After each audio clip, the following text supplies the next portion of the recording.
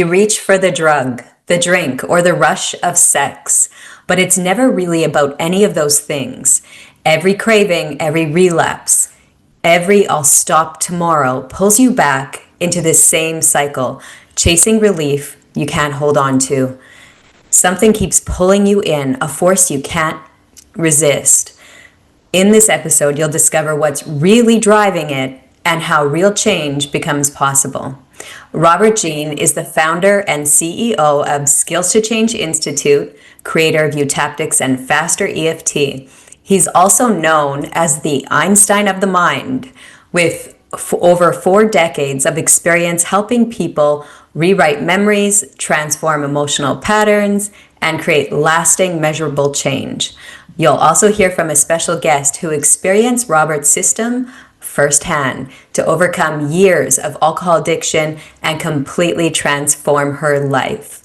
And if you've ever asked yourself, why can't I stop addiction? This conversation holds the key of understanding what's really happening inside of you and how to finally change it. And if you haven't subscribed to this podcast, do that now to stay inspired through Robert's powerful insights, his wisdom, and real, true life stories of transformation. Hi, Robert. Well, this is a great topic. I'll tell you, this #1 program, we talk about addictions. There's 2 levels to addiction. There's the conscious part, and then there's the real part, which is what drives the bus. And for me, started this journey many years ago. The addiction idea, or the programming, why it works and how it works. And, back in the early days, because I started, with a psychosensory process called EFT, and working with people, and then doing a lot of trainings, and they wanted to do weight loss. And I'm thinking, weight loss, that's so boring. All you got to do is eat 1 burger instead of 2. That's how it worked for me. But when I got into there and I started working with weight loss, I discovered this big operating system, because it's not about food at all. We use the food, but I figured out what drives us to eat when we're not hungry. And, for years, we're talking about 2001, and now it's 2025. I understand the system of addiction. So I've been helping people lose weight without dieting, without exercise, by merely changing why you eat when you're not hungry, creating even healthy eating programs, because the table is such an emotional craziness. Clean your plate, people somewhere are starving, of course, there's a lot of these things, and I really got a good angle at it. And then, of course, I met this guy. Actually, it was through a mutual friend, and he was in Hawaii at a drug rehabilitation, and so she introduced us, and he's from Oklahoma. He was born in Oklahoma, and I'm born in Oklahoma. We clicked, and then we're still buddies today. And so, of course, he didn't let anybody in there to help him, so he let me in there, and I'd always have a chaperone. And so my whole purpose when I was there is trying to figure out how addictions work. Now, before that, I've been doing a lot of weight loss programs. I kind of got the gist of it. But when I started with that, the first question I'd ask these guys, why are you addicted? That's the first question. And they said, well, I'm addicted because I don't like how I feel, and it made me feel better. That's the #1 program. I don't like how I feel. I want to escape. My life is boring. There's something I need to run from. I need to blank out. I need to zone out. I want to get away from it. It's every one of them, And of course, that was my first trying to figure out why you're addicted, how's addictions work. And of course, I'm the only one. I brought myself, and then I'm asking people, so I'm working on this stuff. And then at one point, I brought some students with me, upper levels. And I said, I was sitting around with the guys and Jeff there, and I go, when I do the weight loss programs, we'd have people bring their foods. And of course, when they have the foods, they're jonesing, they want to eat it and all this stuff. I said, Jeff, what we need to do is we need to get stuff that looks like drugs, but it's not drugs. So we create what you call a kit, and it looks like alcohol, it looks like meth, it looks like heroin. We use the straws, we use all the pieces, and so we started using this. Now, what is it that drives the addiction? That's the number one thing. And of course, from your conscious mind, if you have an addiction to chips, cookies, ice cream, whiskey, alcohol, smoking, whatever it is that your addiction is, working, whatever it is, it's driven by, I want to feel better. I don't like how I feel, and I want to get away from it. That's the driving force. And there's also what we call linked experiences to it, like when they do with smoking. There's positive associations of smoking. And like with drugs, sex, and alcohol, there are positive that drives you to do something, even though logically, it's stupid, but it still drives you. And so working with people, trying to figure out the system, I realize that every one of us, everyone on this call, everyone who hears my voice or sees my video, you have this innate coping mechanism already inside you. I feel bad, therefore I want to get away from it. I want to do something, divert my attention and move. So that's a natural operating system. And so when I'm working with people in drug rehabs, now this is what you call the mecca of emotional traumas. I mean, they all have a lot of stuff. And of course, they're experts at escaping. And how they escape is they use anything possible. Like some of these guys, I mean, if there's not coke or heroin or meth, there's whiskey, alcohol, smoking, drink, anything. They just keep moving down the line, try to get rid of and avoid their problems. And so I discovered the driving force that makes them use is trauma. Unpleasant experiences. They don't like how they feel about themselves. They could have been the black sheep of the family, or they felt like they're never perfect or good enough, or they have obsessive compulsive thoughts inside their head, or they had a positive experience with, whatever it is that they have, or they have a father who's an addict or whatever, and they mimic and mirror these programs. And so, and that's why most addiction programs, they don't do one thing. And they don't know how to change that memory that drives them to use. Now, there's many parts to this because, there was a young girl, I think her name was Alex, and she's 25 years old, and she was in 25 drug rehabs, right? And I said, well, 25 drug rehabs. I said, what is it that makes you, what are you trying to avoid inside you? What bad thing happened? And of course, she told me what this horrible thing happened was. This horrible thing drove her addiction. And that's, so what is this bad thing? So anybody who we all have stuff in our head, and I have stuff, I work on my stuff, I change my stuff. But the deal is when you're dealing with an addiction of any sorts, it's driven by the avoidance of pain. And so when you know how to change that program, you change everything. And so that was the first thing. When we bring clients in, like I was in a drug rehab. So what we do is we bring them in and we ask them some really important questions. Are you addicted? They'd say, yes. I said, how do you know you're addicted? And then they said, well, I love drugs. The first one. I said, okay. And I said, well, so why do you think you're addicted? They said, I just want to feel better. I don't like how I feel. I don't like how my world is. I don't know how to deal with the world. So then we're getting a platform. And so then the next thing I'd even ask them to say, I said, I never used that drug. I never used it. And so I'd like to do a couple of tests. And one of the tests is I want you to take a deep breath and close your eyes. And I want you to go back and remember one of the best times you were high. Take a deep breath, close your eyes, and just remember as if you were there. And then open your eyes, and how strong is it? 0, feel nothing, 10, very strong. And I say maybe a 7, maybe an 8, could be a 10. Now, there's no drugs, just mental stuff, which also tells us it's internal. And then the second thing I'd have them do is I'd say, okay, I've never done these drugs. I've never done meth. I've never done whatever you do. And I want you to pretend like on your lap, your drugs are there, your alcohol's there, your chocolate's there, whatever it is. And I want you to reach over and do whatever you do to get high, and then we're going to suds it, see how strong it is. And now here it is, they're doing this, and they got beads of sweat on their forehead and under their nose, and it feels really strong. 0 to 10 is a 10, right? And some people shake and some people cry. And there's no real drugs involved. Then the third test is I have this towel over this stuff, and I pull the towel back. There's the bottle, looks like vodka. We got, whiskey. We got, looks like meth, looks like heroin, looks like cocaine. We got the straws, we got the pipes, we got everything. Now these guys, some of them are shaking and crying and, they're having a big response. I said, none of this is real. But to their unconscious, it's real.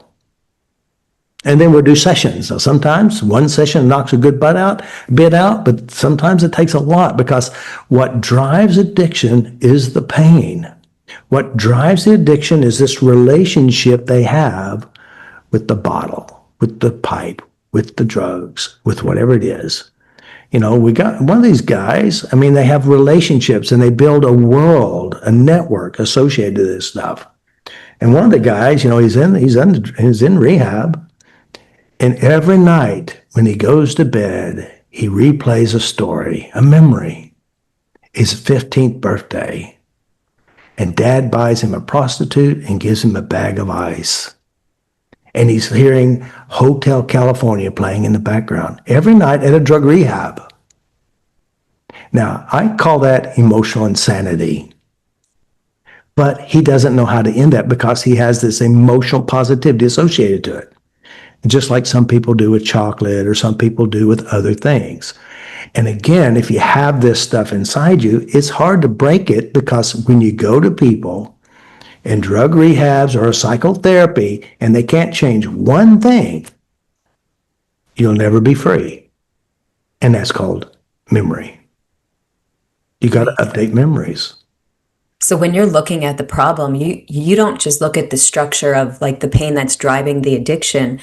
When you're working with someone's unconscious, you're also, like what you're saying is, now they've built a relationship. Like if it's with alcohol, now you have to look at the alcohol as well. Well, the most important thing is not the drug or the alcohol or the food. Right. That's the least important. Now, to an addict, to those of you who are listening to me, if you have an addiction to chocolate chip cookies or ice cream or cigarettes or any type of drug, consciously you think it's that. Yes. You think it's that in front of you. Yes. Yeah. But it's not that, because we're not that smart back up here. We're consciously, we're almost like robots in a sense. We just, you ring the bell and you salivate, and you don't even know why you do what you do. Yeah. So there's many angles and many layers behind an addiction. And by the way, most programs do not know how to change these. They do not, because again, they think that you have a disease. They think you have a bad gene in your body. They think it's something that there's something wrong with you. That's right. And that's not true. It is true to those who believe, because they don't know how to change the number one cause, which is memories. Right. But how many people are told alcoholism, let's just talk about that, that's a disease. Now you're dealing forever, and maybe you inherited from mom and dad. Yeah. But it's not really true. It is true that we learn coping skills from our parents. You could have an alcoholic parents, and the children choose not to do alcohol. They become a workaholic. Instead of drinking, they do workahol, or they become a foodaholic. What they do is they learn the skill of avoiding. And so they will use whatever's available. And that's what they do. Right? So that's the operating system. And that's how the system works. Now, again, it's not the substance, but the reasons why you use. Now, that doesn't that's not taking away the fact that, when you drink, it relaxes you. When you drink, you do stupid things. Or when you smoke a cigarette, cigarettes is a very great addiction because it's the easiest one to get off of physically. It's 3 days, you're no longer has any nicotine in your body. But the emotional addiction is stronger than the physical addiction. And by the way, if you can't change the emotional reasons that drive the addiction, you're going to have a battle all the time. It's a continual battle. And of course, they buy into you're going to people, you need God to do that. You need this to do that. You need, I'm an addict, and I'll always be an addict the rest of your life. That's not a good life sentence. So I have a question with this. If someone is listening to this and they say, I've been delivered from it, like a church, for instance, Yeah, whatever. I hear it often. I guess my question is, if they haven't dealt with the pain, the driver, but they say they're delivered, I've never gone back to it, what happened? Well, let me just say this. There is a coping mechanism we have. Every one of us. Now, again, we talk about the avoidance, and what people can do is, and you know this story well, your personal story. You paint a pretty picture, you paint like everything's good. You know that one. A very common That's me. Yeah. And that's what a lot of people do. And here's another crazy, insane thing, is that there's individuals, and this is very, very true. Now, in my system, we have a lot of elements that makes it work. First of all, we do provocative style therapy. We do negative linking. We do a lot of things in the system. And so here it is. And there's a lot of this. And Jeff, I forgot what this guy was, a famous cook. And he's been, free from alcohol or drugs, whatever it was. And he ends up killing himself. Now, what happens is if you join the AA group, which I don't not recommend, it's a great starting point, but you need to outgrow this. And so here's, they join the group and they talk about how bad alcohol is or the drug is. And what they do is they dump on the drug. They dump on it where it's so horrible. Mm-hmm. And the fourth step is kind of a good step unless it doesn't change something. And the something that isn't changed are the memories. So here it is. These guys have been in AA for 20 years, 15 years, whatever. And their escape mechanism, which was the drug, sex, or alcohol, they can't go to, but they're emotionally miserable. Mm-hmm. They're tormented, and the thing that saved them, which was the alcohol or the drugs, they can't go to because it's so negative now. The only way out is to kill themselves. So suicide is a big program in the AA world. And again, and the reason is because what they used, because addiction was a solution to an internal conflict. That's right. It didn't get rid of it. It was a temporary diversion. Now, here's the crazy thing. Whether it's cookies, cakes, ice creams, whiskey, alcohol, drinking, smoking, drugs, whatever, there's a driver to it. So the driver to this is pain, rejection, abandonment. And so what you're going to do is you're going to go over here and you do your whiskey, drugs, sex, and alcohol. And while you're over here, it makes you feel good. But the problem's still there. The crazy thing is, the more you keep trying to escape your pain, the closer the pain gets into your problem that was a solution. So now alcohol becomes the controlling monster. Food, now you're overweight and you feel miserable and you got diabetes, becomes a monster. But we were using food, sex, drugs, alcohol, whatever it is, to escape this. And the more you try to escape, the closer the problem is merged into the solution you're trying to solve the problem. Never got rid of it. Mm-hmm. So that's the craziness. And so there's a lot to the addiction model world. I mean, changing it. I did a seminar. I did a seminar there, and in the UK, I forgot what county it was, and I demonstrate how addictions work, how you can change it. And the woman said, Robert, I see them. They come into my addiction program. They go out and go into that one. They go back in that one. They go back in that one. They come back in ours. They continue going through, and they said, but if we get rid of the addiction or the reasons why they're addicted, they don't come back anymore. Mm-hmm.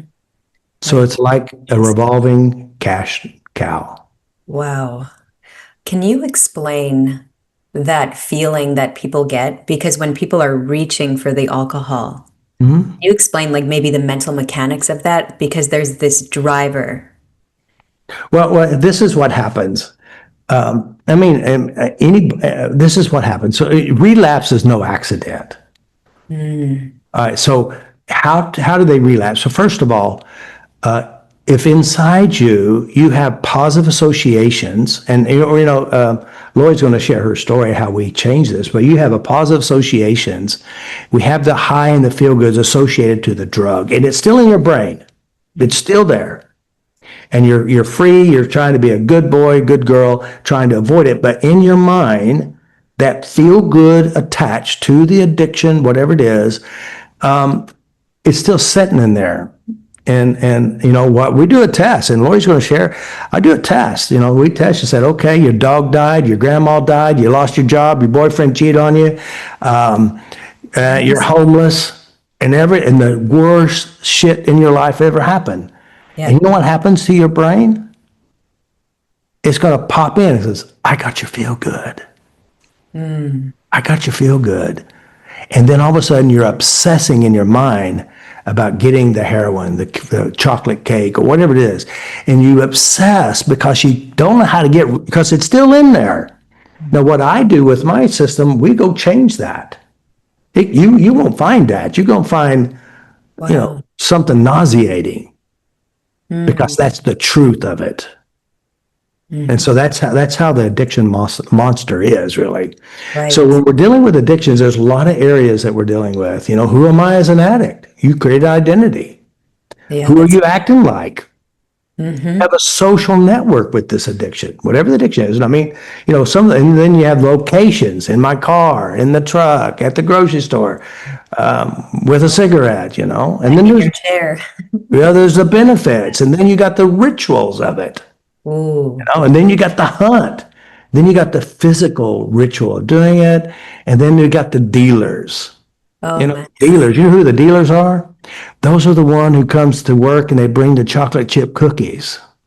Those are the ones that say, come on, let's go have a drink. Come on, let's do this, So these are all the areas in order to set yourself free from an addiction.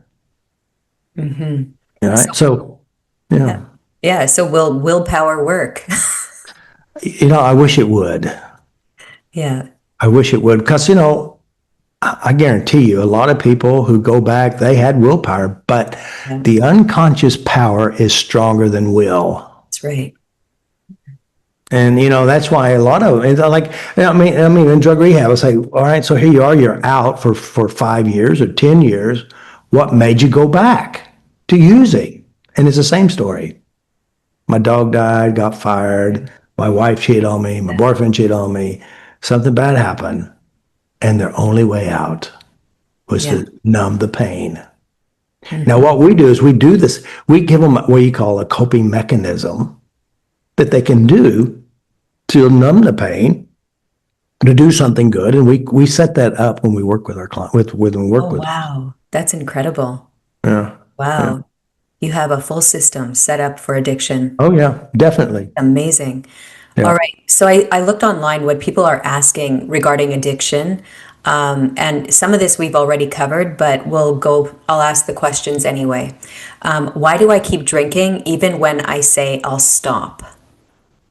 Because it's the only way out. It's the only way out. It makes you feel good. And there's so much attached to this. I got, when you drink, you're hanging with people. You're feeling good. You're not alone. You got balls now. You can stand up and do stuff you can't normally do. All of these are elements. So that's the reason why. Right. And also the drinking may represent a connection with grandma, grandpa, dad, brother, sister, whoever, friends. The other question is, what triggers my alcohol use and how do I stop them? Well, what triggers it or triggers their own personal triggers, and how to stop that is you got to change what drives you to use, which are memories, references, and also we build what you call a natural repulsion system associated to drugs or whatever it is, a natural one. and they already have it inside them, but they're kind of blind to it. Interesting. Because really, when you think you're feeling like crap, Right. feel bad, and your brain pops in, I got your high, I got your feel good. Now, there's a logical part that says, but if I do that, I'm going to lose my life. I'm going to be incarcerated. People are going to hate me. I'm going to feel like shit the next day. I'll wake up in the morning and can't find my clothes, all kinds of weird stuff. But they don't see that. When you are feeling miserable, you're focused on your escape. And that's it. Interesting. All right. Another question is, can I recover for good, or will I always be at risk of relapse?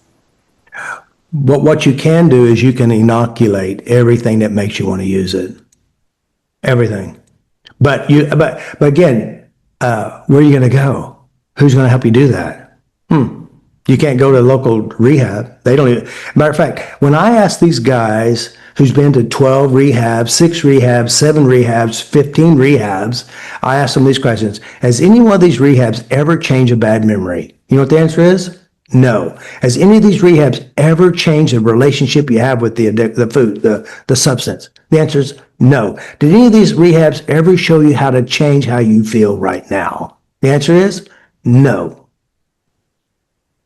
These are the reasons why people use. That's right. Wow. All right. Well, now we want to bring in someone whose story shows just how powerful this work can be. Laurie once battled for years with an alcohol addiction, and through FasterEFT, she not only broke free, but completely changed her life. So, Laurie, thank you for being here. Thank you. I really appreciate you guys bringing me on today. It's really good to be here and to just have that recap of everything that Robert has gone through, and just hearing it all over again. It just reasons why, we're doing what we're going on and what we're doing, why we're doing, right? So I'm grateful to be here. And Robert, thank you so much. I really have a lot of gratefulness to you for what you helped me to do in changing my life. Oh, thank you. Absolutely. Yeah, thank you very much. Hey, tell them how bad you were. I mean, you know the story. We don't know the story. I will tell you how bad I was. I always call myself, at that point, I was a train wreck. I was drinking every night. I hate to even admit this, but I was taking drinks to work with me in vitamin water bottles. It was bad. I had moments where I woke up after everybody else had left from work and I was still there. So I was at the point where, it had taken control of me. And at the point where I realized how bad it was, I was already too physically addicted to even be able to stop myself. So at that point, it was suicidal thoughts. It was ending up I was locked down for a week in a psychiatric institution. And it was bad. It was at the point where I'm grateful, honestly, to be alive today, because it didn't have to turn out this way, for sure. It was significant. Yeah. So, why do you think why you drank? What was the driving force behind it? I mean, what was it? My driving force after really working through the process with you and your team back in 2013, so it's been 12 years later, and I'm grateful for that. I really came to the conclusion through the work that we did and working on those memories and those emotions, and why was I behaving the way I was behaving? It was because I was so internally broken at that point in time from very toxic relationships. That was my number one culprit, I can say, for sure. It was definitely the relationships I had been in, very toxic, abusive relationships that I had not one, but 2. So I'd gone from one relationship to the next because I never did anything in between either one of them to heal myself. And so it was definitely just very beaten down, very toxic, abusive relationships, no self-confidence, none. Just getting to a point where I didn't really want to feel anymore. Like you were talking about earlier, I didn't want to feel, I didn't want to think, I didn't want to be aware of what was going on around me. It was just easier to drink it all away until I couldn't feel anything anymore and just literally would just pretty much pass out. That was pretty much where I was in those days, Robert. Yeah, it's interesting too, because, so here it is, but, you had bad relationships. So your inner value, who were you inside? Your value as a person, how did you see yourself? I saw myself as everybody else's needs were important. Mine didn't really matter. So I didn't have any self-value. I didn't think that I was important. It didn't matter what I wanted or needed. As long as everybody else was happy, that was all that mattered at that time. And keeping peace, that was all that mattered at that time, unfortunately. And so therefore you sacrificed yourself too. Absolutely. Absolutely. Absolutely. So was it a major point where you made that decision that alcohol becomes your way out? Or what made you decide alcohol? Because I didn't have to feel anything anymore. Once I started drinking, then I just didn't feel anymore. So if you don't feel, then you don't have the sadness, the depression, the anxiety, the lack of wanting to take care of myself. It was just easier to drink and then not have to deal with life on life's terms. Right. So drinking alcohol, let's see, alcohol. Why alcohol? That's actually what I was thinking too. Like, What? why Right. that? So, that's a really good question, actually. So let me go there for a minute. Drugs for myself was never anything that I had even, I might have smoked some pot along the way, but it wasn't anything like I was just happy with that. That didn't take away. It just made me happy in that moment, right? Mhm. I think part of it was too, it was so readily available to me. And that was what I know. I grew up in a family that they didn't drink, they didn't smoke, they didn't, I didn't have any of that. So I truly, like Robert, you said black sheep. I felt like at that time I was definitely a black sheep of the family. And I was living a life that I had to try. I thought I was keeping to myself. We all know that's not the case after the fact. Everybody knows everything that's going on. They can see more than we realize, right? So I think that alcohol was easy for me. It was easy to stop on my way home and grab a bottle and just drink. I didn't have any really desire for any other drugs because I didn't know them, but I knew alcohol. Yeah, like you said, it's everywhere. It's It is everywhere. everywhere. It's in Yeah. bars, it's in restaurants, it's in like I Grocery said, the gas stores. stations, grocery Yeah. stores. Yeah, And it's so available, so present. it's Mhm. accepted, socially And accepted. accepted. Yes. Good point, Crystal. So social, it's accepted. Everybody, people can go and have a drink whenever they want to, and it's okay. It's No, okay. no, you tried. We met in Abilitat there in Hawaii. Have you tried other rehabs before that? I had, after I was in it was about a week I was locked down because of my suicidal threats at that point in time. I did try a 30-day stay in an upstate New York treatment program, literally 30 days that when I left there, I hadn't drank, but that was the only thing that changed in me. That was the only thing. We had some group work, we had meetings and why did we drink and that type of thing, but there was never any getting to the core of why was I drinking? What made me want to numb my pain as significantly as I did? There was nothing that drilled down on that reasoning to figure out why we're doing the behaviors we're doing. It was just, let's get you clean for 30 days and now there you go, you're ready to go. And I can guarantee you, I would not be where I'm at today had I not gone on through Habilitat, but also through the working with your team, Robert, to really tap on what did I need to work on? Because it was Yeah, significant. yeah, yeah. Because really, most people think it's the substance. That's the problem. Mhm. It's not the problem. It's a Not the problem. solution to an internal problem. Exactly. It takes the So, pain away for a brief amount of time, but it does not get to the core of why I continue to do this every day. What am I yeah. even feeling? Why am I feeling this? Why am I staying in a situation? Because I just didn't have the confidence and the self-esteem and the anything to get out of it because it's what I knew at that point in time.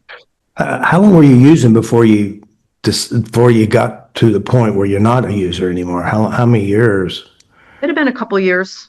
Oh yeah. So About 2 years. It started off.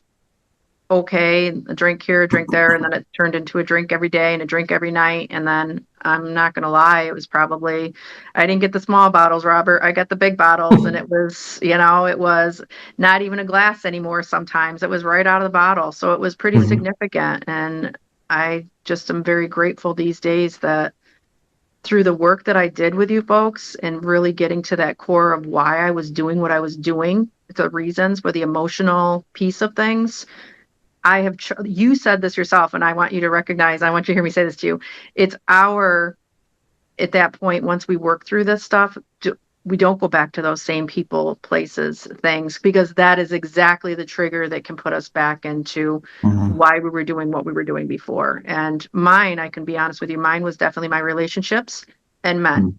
And to this day now, you would ask me at that point, 10 years ago, what do you want to have and what do you want to see different? And it was definitely, I want to be independent. I want to be myself. I want to be self-confident. I want to have my confidence back. I want to be able to take care. Laurie wants to be able to take care of Laurie. I don't want to have to rely on somebody else to do that. It's okay to have people help you, but it's not okay to not know who you are, to get lost in that.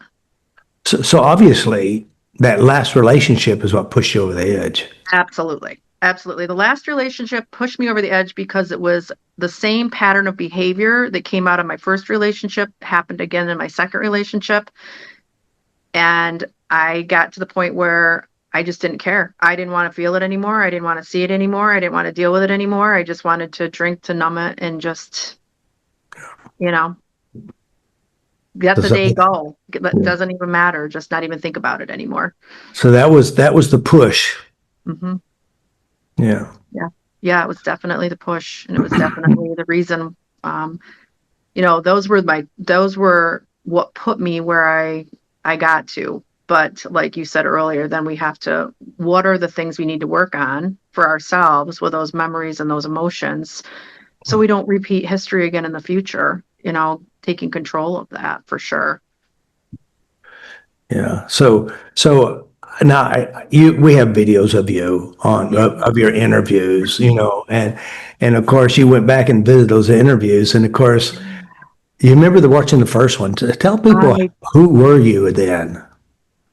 You asked me that question in the first interview. You asked me that question, and at that point in time, I think I remember saying that I was a lost, kind of broken soul at that point in time, who didn't know who I was, who didn't really care much for anything in life any longer. I didn't really know what I wanted or what I needed, or I had just really succumbed to that addiction, and it took control of me. So you are right. When I watched those videos, it was shocking the other night, but it was kind of, I'm grateful for where I am today, because it was heartbreaking to be able to look back at my point in my life at that time. And by the way, guys, if you like this content, you like this stuff that we're sharing, and you want more for your life, subscribe, ring the bell, watch my stuff, and change your life. You got kids in your life, you got people looking at you. Be the good person.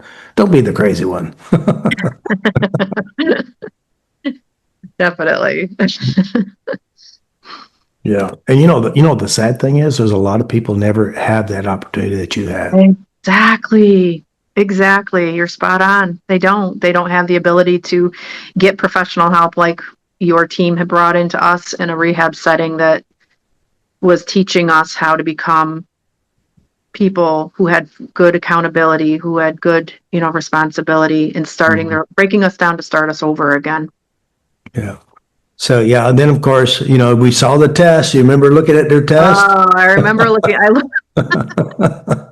You did that 2 times in 2 videos. And I remember the first time I was like, oh, it made me anxious. Like you said, people were sweating. People are like, anxious. And I remember looking at you like, I can't believe you're doing this to me, but it was a great test. And then the second time through, it was like, okay, it's there, but that was after I had some tapping and some work done on me from your team. Definitely, it had dropped, my anxiety had dropped. And then my name is Laurie Ellis. I'm 43. My drug of choice is alcohol, and I've been using since I was about 18 years old. I couldn't go not only a day, but hours without drinking. at home and both at home and at work. You know what it feels like to be drunk? Oh yeah. I usually stuck with either vodka or Jack Daniels. Okay. So if you were to have a glass and a bottle of Jack or vodka, just kind of pour it and pour you a good glass of it and then imaginarily drink it and see how strong the feelings are. And tell us what happens when you do it.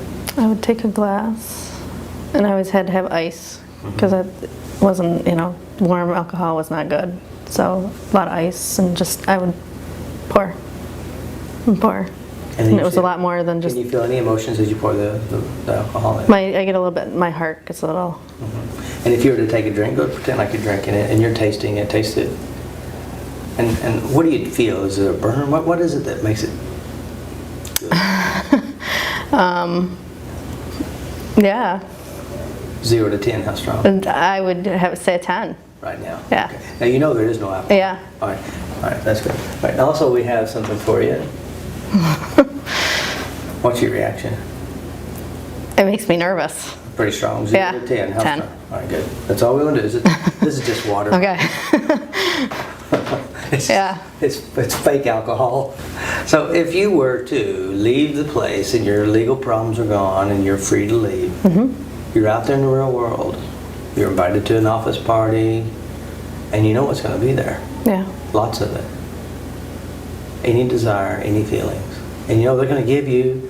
They're going to give you the keys to the liquor cabinet. It's a lifetime supply of all the alcohol you could ever drink.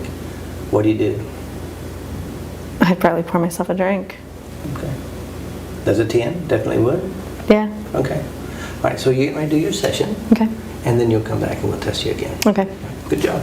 Thank you.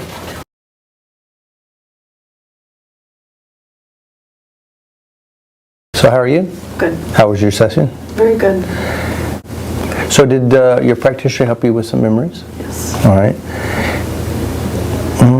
The memory being tossed across the kitchen. Before you addressed it, how strong were the emotions with it? It was very strong. Like 0 to 10? Like 9, 10. Okay. And what is it now? I don't really have any. I know I had some memory, but I don't have any feelings. So that'd be a 0? Yeah. Okay. And memory number 2. Doesn't matter, you're not their mother. So what about that memory before you started? How strong was it? That was right up there, probably 9. And what about it now? I don't really have any. Is that a 0? 0. Okay. How was your practitioners? Great. They do a good job for you? Awesome. Now, before you came in, obviously they probably heard them talk about tapping or FasterEFT. What was your initial thoughts and what are your thoughts now? I wasn't going to do it because I don't know, I guess my thought was I just don't know that it really worked. If it really works, it's something different, but I know after today it's definitely made me feel a lot different inside and in my mind. So did it work? Yeah. Would you base your life on it? Yeah. I'm just wondering. All right. 10 years from now, your life is different. What are you doing differently now in the rest of your life? Differently now, I'm living for me, for what I want to do, for what makes me happy, not other people. Very good. Did you have a good time? Yeah. Was it amazing? Yeah. Could you ever believe in a million years that it could change like that? I know. Seriously? No. No. Not to have that urge as soon as I saw the bottle. No. So are you addicted now? No. Will you ever change your mind? No. And are you addicted? No. Are you sure? Yeah. How do you know you're not addicted? Just after tapping, just knowing that it's issues, memories, painful things that I just haven't dealt with. And did you deal with them this last session? Yeah. And so 0 to 10, 10 I'm addicted, 0 not at all. How addicted are you? I'm not addicted, 0. You know what it feels like to get drunk, right? All right. I would like for you to take a deep breath, close your eyes, and make yourself find that feeling. Is that feeling there?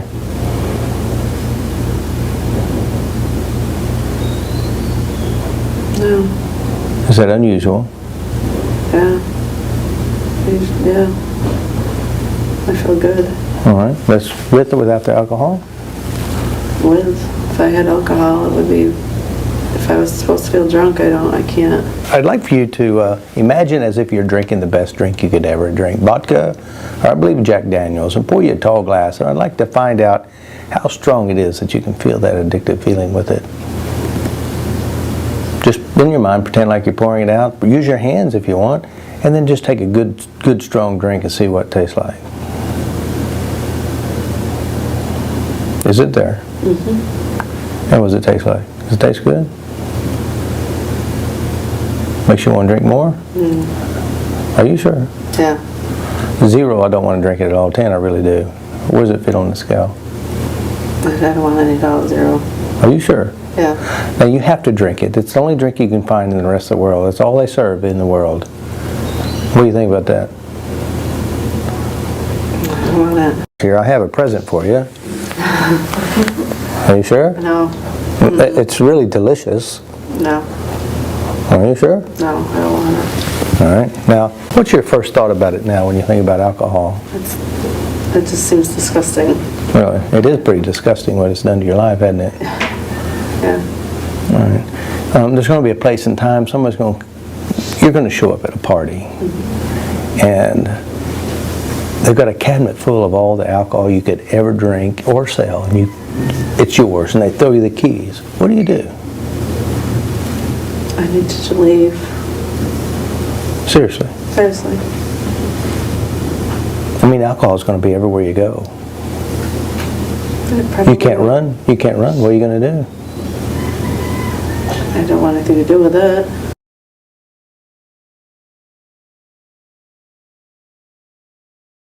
Have you been in any other treatment centers before? A 30-day program. 30-day. And did that program do anything like show you how to change your memory? No. Did it show you how to change your reaction to the drugs or alcohol? No. Did it show you how to change how you feel in the moment? No. Not at all. No. No. Why do you think you used? I just didn't want to deal with life circumstances. So basically it's a coping skill? Yeah, for sure. And so what was your drug? Alcohol. Alcohol. And are you addicted to alcohol? I was.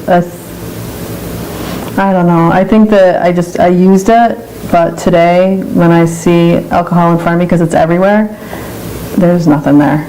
No. No. And what was your favorite drink? I had 2. I had vodka and Jack Daniels. All right, we got a bottle of each. Pick your best. Ice, your drink, pour it, taste it, smell it, feel it. See if you can find that feeling of effect.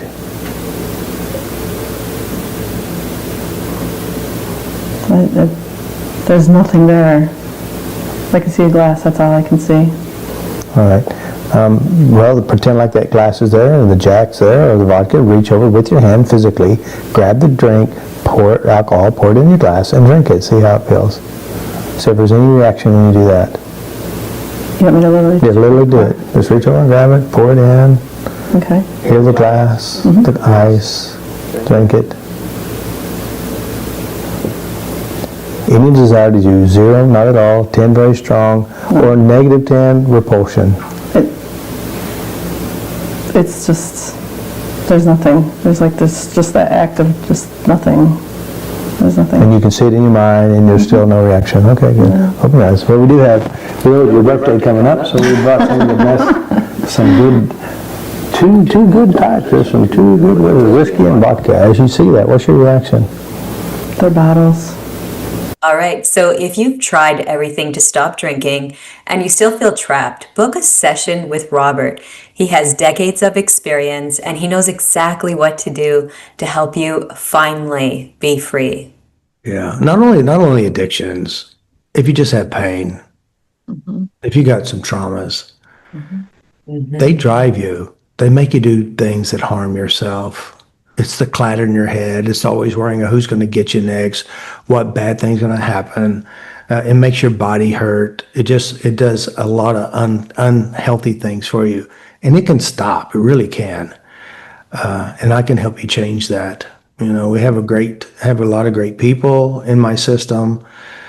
We got courses that you can take to learn to be the master of your life and the master of your own mind. Because really, if you break it down it just breaks down to you, only you. And you can save you. You need some direction. You need to have a little instruction, but you can do it. You really can. Absolutely. By the time you had met me with the last time, about a year later, I just remember looking at you going, no, it's just not. No, no thanks. Thank you, but no thank you. But that's because I had things that you had worked on, your team had worked on with me. Now, if you're watching this video, we talk about tapping. Now, tapping is not going to solve anybody's problems, but we use a psychosensory process to update, change memories. Laurie can tell you that I don't remember what the memories are that we went to, but Laurie can tell you that we went to some memories that had a lot of hurt and pain there. And when we're done, the pain's not there. She know it happened.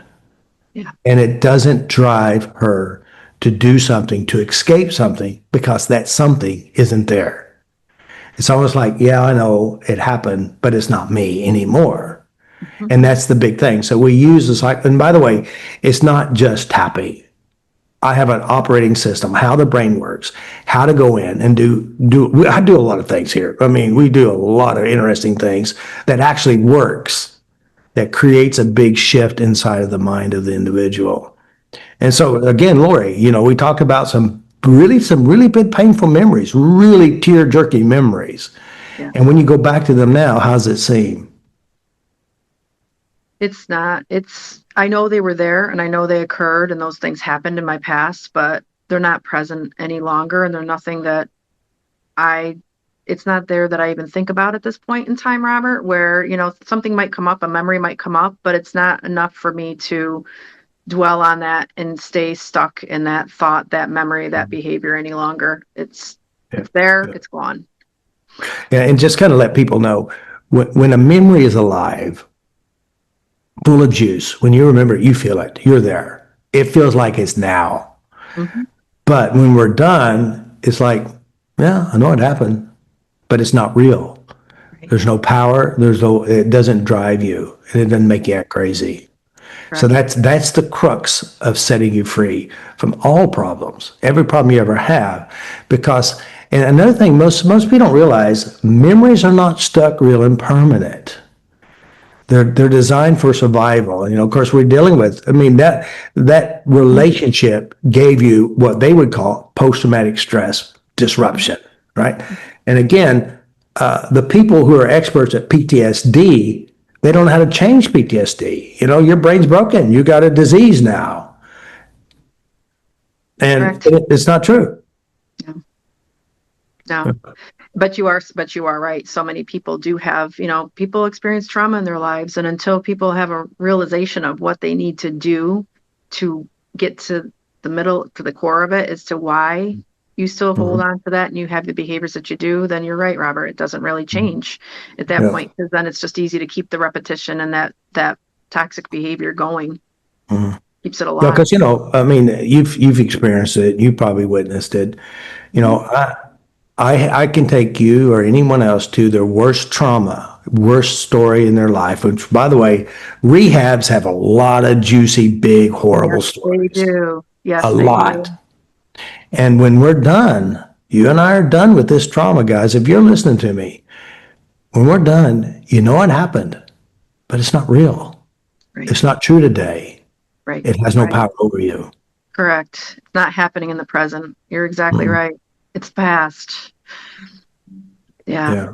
Can you share that memory, the trauma? For myself? Yeah. Like, I would have, if you want. No. Of course. Yeah. Today, mine was, Crystal, my relationships had a lot of toxic components, a lot of verbal abuse, a lot of mental abuse, a lot of physical abuse.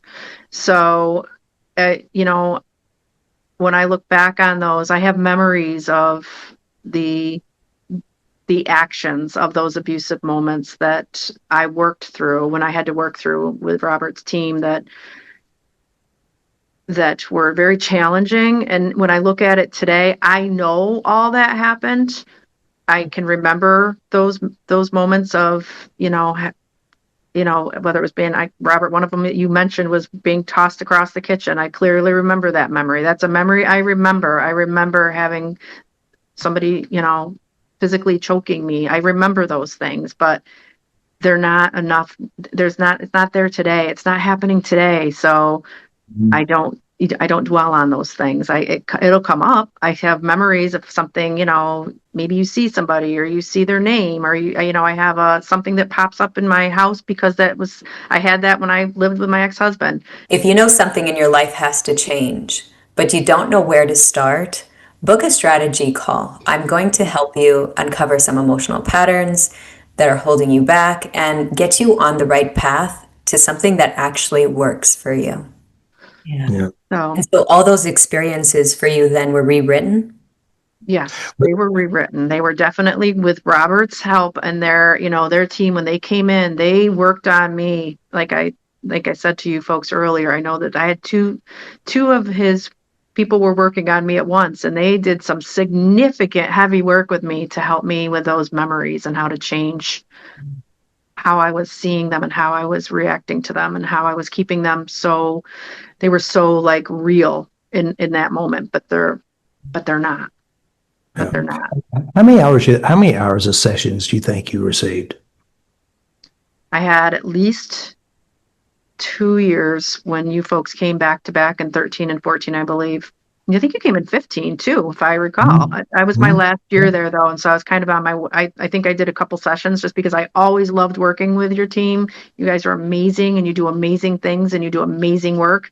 And I will say this, I'll answer your question, but I know I would not be where I'm at in this chair right here today with what I have going on in my life had I not had that opportunity to work with you to change what I needed to change for myself, and without your work and your help with that. But I would have to say I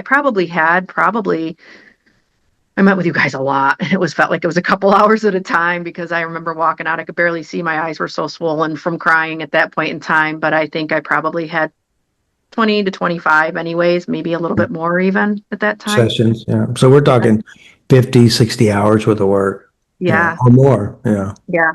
That was a lot. It was significant. And it wasn't easy 10 minutes. Okay. Oh no, it was very deep and it was very personal and it was very emotional. It was very emotionally charged where I felt like I could be very raw in that moment to be who I needed to be, say what I needed to say, and share the pain that I had held on to for so long. Yeah. I remember coming a couple of times and you was ready to be out of that door. You were a wreck. You remember that? I was a wreck.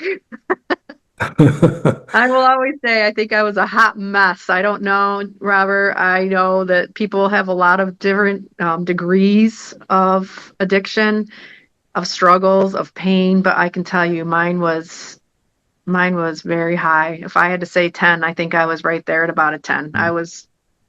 It was bad. You said earlier you had the bottles and you had you have your little suitcase of stuff, all of your stuff. And I remember you uncovering on a couple of the times where you worked with me, and a couple of those sessions and videos that we did together. And those were some big tests. And I also remember though too, at that point in time, my thoughts and my feelings and my reactions of seeing those bottles in front of me, and also feeling like it's just not, it had changed significantly. It had gone from like a 10 when I first started with you, right?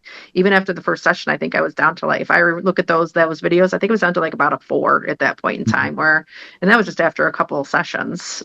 So. Yeah. It's really weird too. If you think about it, Laurie, you come from a couple of abusive relationships. And so you traded those for another abusive relationship called alcohol. Absolutely. And a very, very, it doesn't have a good ending. Typically, it wasn't for me going to have a good ending if I didn't change what I needed to change, for sure. So, So who are you today? I mean, what's your life look like today? I mean, uh, it's been 12 years. You said about 12 years exactly. ago since we Yeah. did this work. Yes. So who is Laurie today? Robert, you asked me that question back in 2000. I think that one was 13. And that was before I had gotten out. That was my second interview, I think. And I was still in the program at that time. And I remember saying to you, I want to have my independence. I want to be my own person. I want to be my own woman. I want to have my own job. I want to have my own career, my own place. I want to do what I need to do. That hit me the other night when I watched that video because today I can look at that and say, I am an independent woman. I have my own place. I am back home with my family where I need to be. You said, what about if your dog dies, your dad dies, your best friend cheats on you with your husband, whatever, right? All those things. You said those things to me. Some of those things have happened. I've had issues with loss. My dad died. That was significant to me, In those moments, though, that wasn't the moment where I went back and said, oh, I need to drink. It was a moment of, okay, who are you today?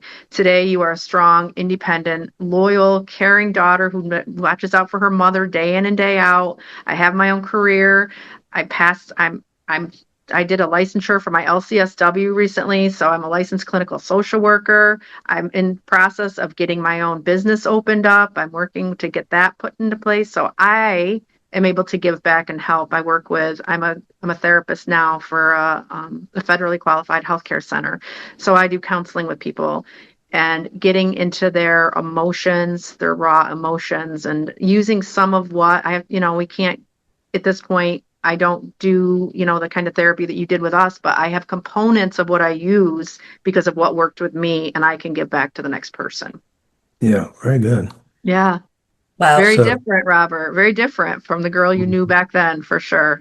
yeah, you got to be proud of yourself. I mean, you I had to am. hang in there, you really had, because these sessions are not lightweight sessions. No, You, no. you, I mean, we're digging down in the deep, dark stuff that hurt you, you've run Yeah, from, you avoid, but yeah, you're free. exactly. The deepest that you could go, for sure, is where Mhm. where people worked on me, your team worked on me. And honestly, it kind of gives me goosebumps right now to even think back on how much work you folks did with me and how significant it was. Yeah. It's a real mental, emotional makeover for sure. Yeah, Yeah. definitely. Mm. But I'm So when grateful. you, yeah. So when you think of alcohol now, what's your first response? It's there, it's always going to be there. I think that it's kind of funny because my reaction is pretty much the same as it was 10 years ago. It's there, but I'm so blessed. I definitely don't have any desire to drink. I don't want to go backwards and ever go to that place again because that was a very dark place. And I just Mhm. know that I'm grateful for my life today because I truly believe that, you can make of it what you want it to be, but it's not easy and it's hard work, right? And it was hard work to get me to the place, Robert, where you guys got me to even have that, to start the belief to get me there. Mhm. But I think too, when you think about it, alcohol is a dark place. It is a dark place. It's a dark place, It is a dark place. and there's no way out. No, Yeah. it's, it's okay in the beginning and it might be okay and it might seem fun in the beginning, but boy, I'll tell you, anything can definitely take over when Mhm. you're struggling to begin with anything emotionally or mentally that you have to deal with that you haven't dealt with. Yeah. Very good. Through your help, I will say this again, Robert, I can't say thank you enough because you and your team and all that you did for me. We're talking what, 12 years, 13 years later that we've been, that I met with you, that you folks worked on me, that you gave me everything that I needed at that point in time to work through what I needed to work through. And I feel like to this day, I'm just grateful. Just know that much. I'm very grateful and I appreciate you more than I can say, for sure. Well, I'm just honored that I'm a part of your life for sure, Yeah, you know? definitely.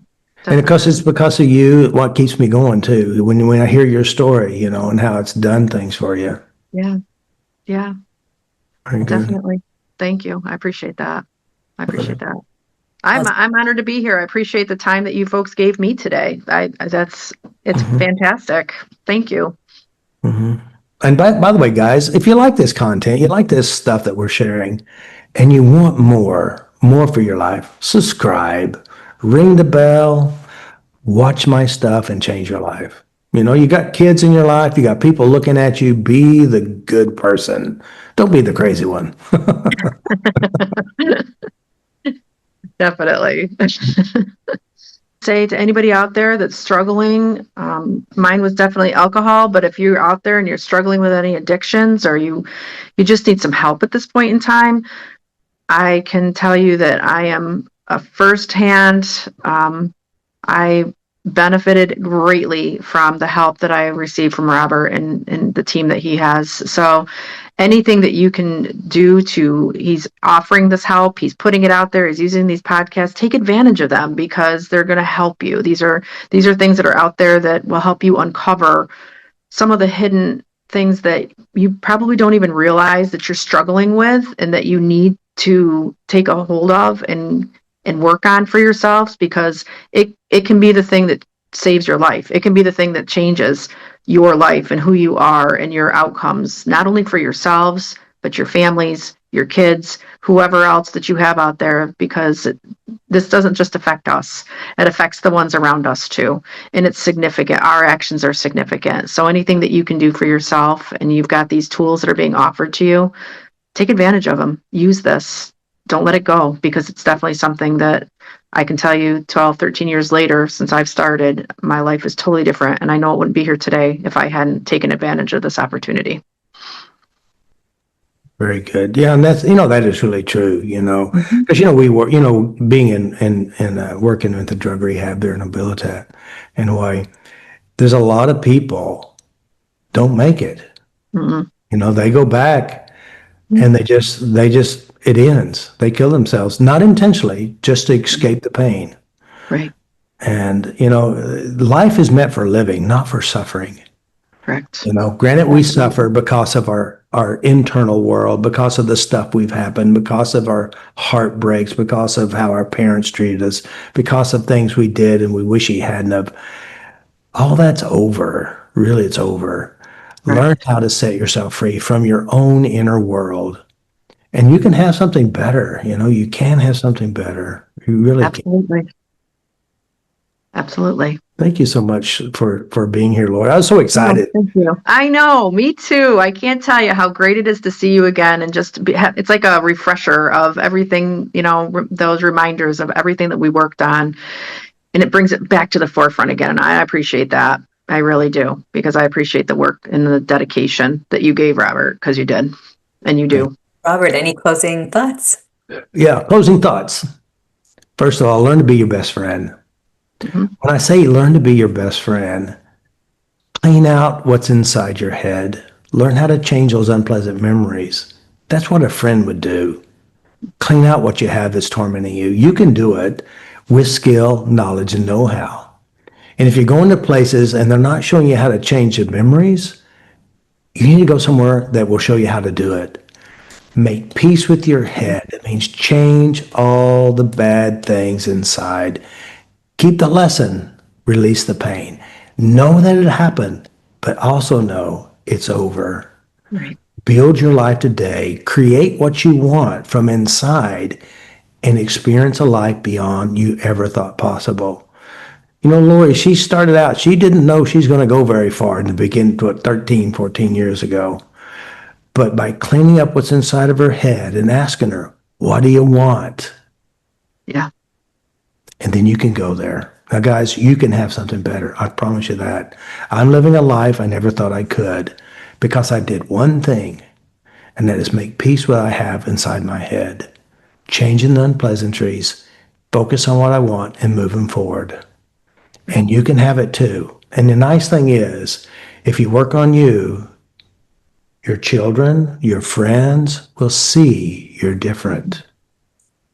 And you impact them without ever saying a word. So be a good light in your world. So learn to love yourself and like yourself from within yourself, because what you do up here, you do out there. So just be nice to you and share what you do. And thank you for joining us on another episode of the Robert Jean Experience. You'll find everything that we mentioned in the links in the show notes. Remember to subscribe and share this episode. Every listen helps spread the word to those who need it the most, and it keeps you connected to the deeper changes that begin here. Yay. Good job. Peace. Peace. Super good, Laurie. Yeah. Okay. Well, thank you. I really want to say it again, Robert. I really do appreciate the time and everything that you've done because life's good. Life's good, no doubt. Well, it's going to get better too, because I'm going to help you some more, okay? Okay. Absolutely. Absolutely. I appreciate that.